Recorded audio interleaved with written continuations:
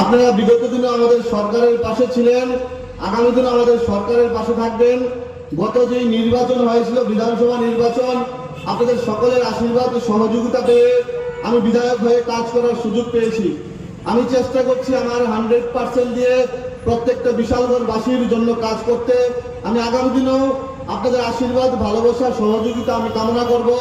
আমার চলার পথে যেন আপনারা পথ প্রদর্শক হন, আপনাদের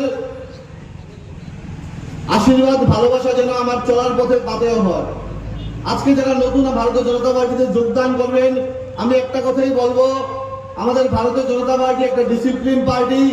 আমাদের ভারতীয় জনতা পার্টির যে নীতি আদর্শ আছে সেইটাকে মাথায় রেখে বুথ স্তর পর্যন্ত আমাদের সংগঠনকে মজবুত করতে হবে এবং সারা বিশাল করে আগামী যে নির্বাচন আসছে, লোকসভা নির্বাচন, সেই লোকসভা নির্বাচনকে বিরোধী শূন্য করতে হবে।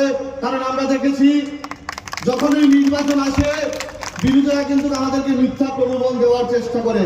গত বিধানসভা নির্বাচনও আমরা লক্ষ্য করেছি এই কংগ্রেস সিপিএম মিলেমিশে একাকার হয়ে গেছে।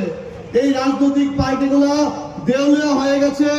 আমাদের লক্ষ্য রাখতে হবে, আমাদের সজাগ দৃষ্টি রাখতে হবে। প্রত্যেকটা বুথে আমাদের মায়েরা যারা যুব সংগঠন করেন, যারা বুথ কমিটির লোকেরা আছেন, প্রত্যেকের সজাগ দৃষ্টি রাখতে হবে।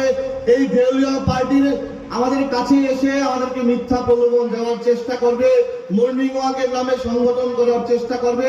ওদেরকে প্রতিহত করতে হবে এবং আমাদের সরকার যেভাবে উন্নয়নমুখী কাজ করছে, আমাদের আগামী দিনে আমাদের সরকারের পাশে থাকতে হবে। আমি আবারও প্রত্যেকটা বিশালগড়ের জনগণের আগামী দিনে আমার চলার পথে আপনাদের আশীর্বাদ, সহযোগিতা, ভালোবাসা কামনা